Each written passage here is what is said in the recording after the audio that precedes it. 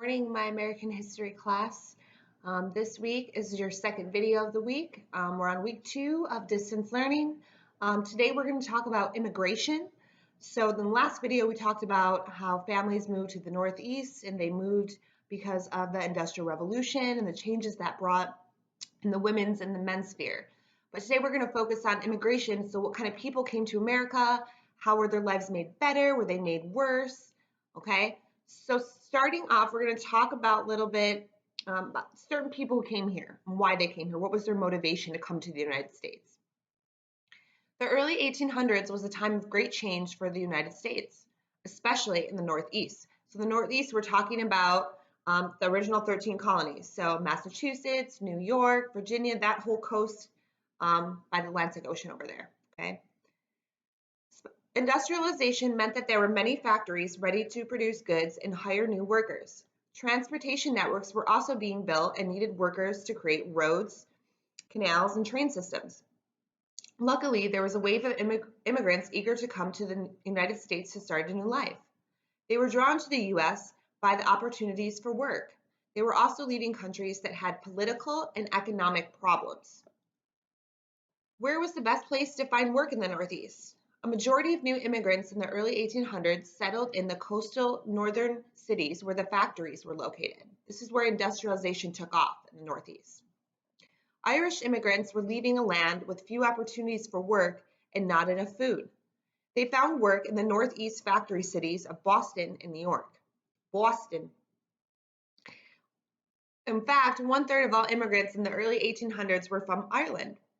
Many of these immigrants were poor and did not have the money to go further west, settling close to factories where they could find work.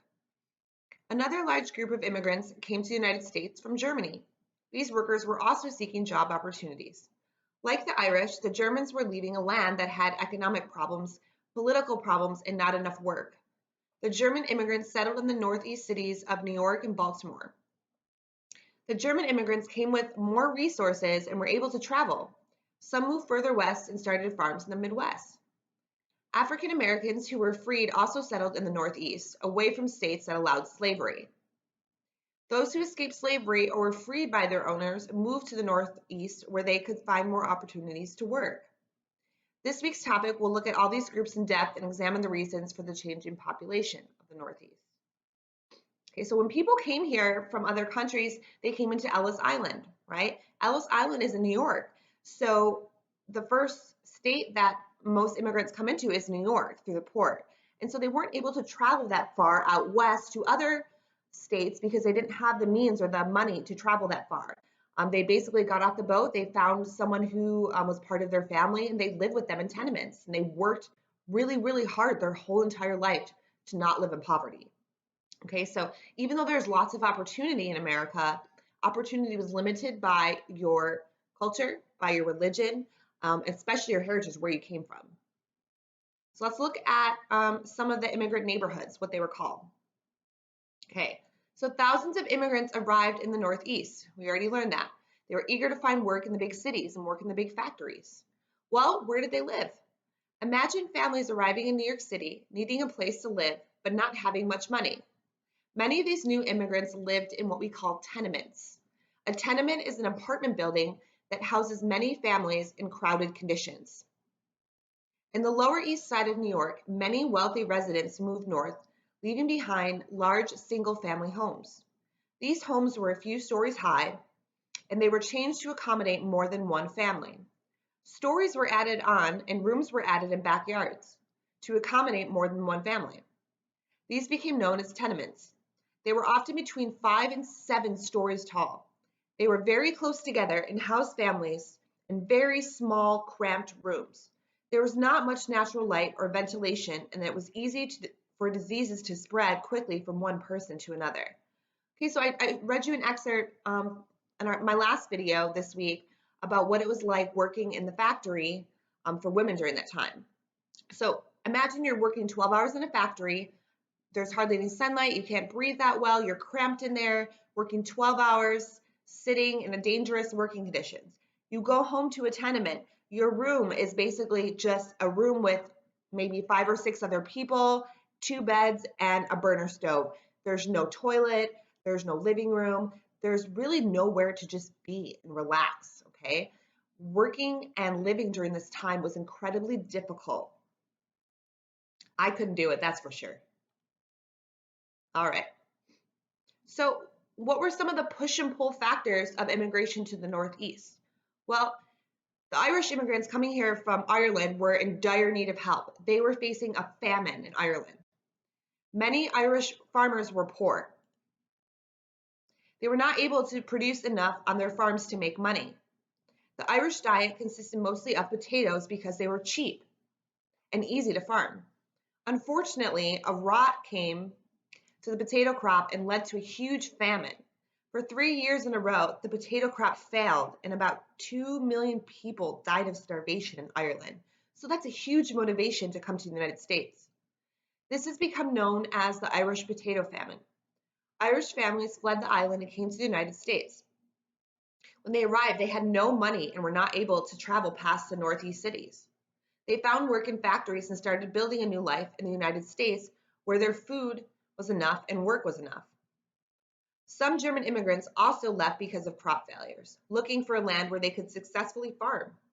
But another group of German immigrants were called redemptioners, who arrived through indentured servitude. Remember, an indentured servant is someone who signs a contract and agrees to serve someone else for free, okay? So it's like one step up from being a slave. You're paying for your eventual freedom or working it off, but in the meantime, you are not considered free. In return, the servant is taught a trade or given passage on a ship to the United States. The servant works for free for the number of years in the contract, which could be 3, 5, or even 7 years. After that, they would be free to go to work for themselves and earn their own money. Does this sound like a good situation? For many indentured servants, it meant that they had to give 7 years of hard work in order to even come to the United States. Although they were not slaves who were involuntarily made to work, they did not have the same rights as ordinary citizens. They had to work years of hard labor in fields and farms in order to save and have the chance to start a new life in America. But not all Germans arrived as indentured servants. Most left because of political unrest, arriving with more money than the Irish, which afforded them more opportunities. They were also able to travel west and buy land on which to farm, and the Irish could not. Many Germans ended in the Midwest, including the cities of St. Louis, Milwaukee, and Cincinnati. These immigrants found many opportunities for work. They worked in the new factories. They built roads and canals. They built railroads and created farms. Unlike Europe, there was plenty of undeveloped land in the United States. Remember, we just got that huge parcel of land from France, right? The Louisiana Purchase. So it's basically uncultivated land, uncivilized land that we have all this opportunity to go west.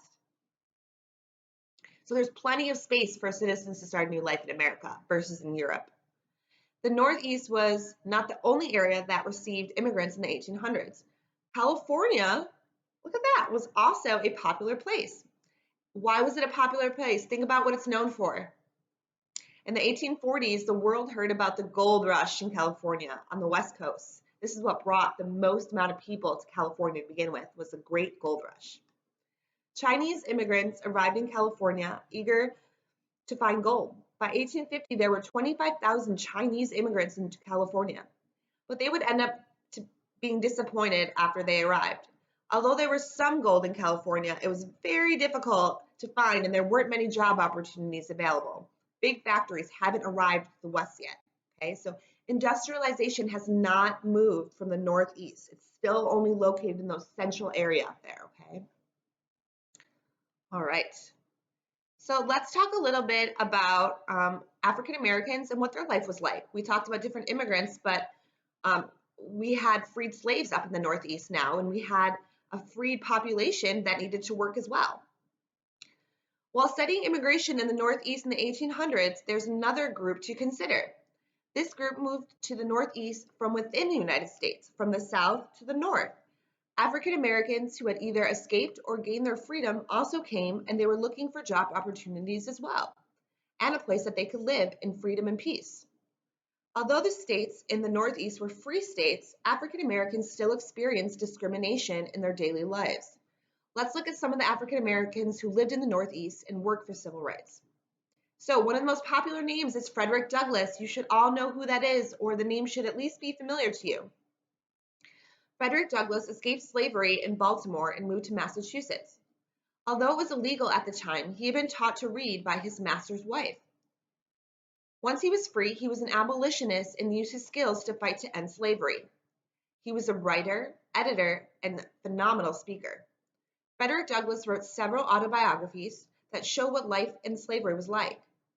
He traveled around the Northeast speaking out against slavery and inspiring others to speak out and act to end slavery in the whole United States, not just the North. Thomas Jennings lived in New York City and was also an abolitionist. In addition, Jennings was an inventor. He was the first African American to receive a patent. He created a special dry scrub for his dry cleaning business. He also organized the Legal Rights Association, which helped fight discrimination, especially against African American business owners. Born enslaved, Harriet Tubman, you should know that name as well, escaped to Philadelphia in 1849 using the Underground Railroad. After her escape, she returned to the South over and over to guide others to freedom. So, I don't know if I've told you this before, but my hometown, Rochester, New York, where I grew up and lived, is known for being a stop on the Underground Railroad. And there's plenty of plaques and historical houses that are still to this day, you're able to go in and view what it was like on the Underground Railroad. So it's pretty neat to see it. All right, after her escape, she returned to the South over and over to guide others to freedom on the Underground Railroad. Tubman became known as Grandma Moses because she led so many to freedom, just as Moses in the Bible led the Israelites to freedom from Egypt. Historians believe that Harriet Tubman made at least 13 trips to the South and back, freeing over 70 people from slavery. That is an incredible feat at the time. During the Civil War, she served as a nurse for the Union.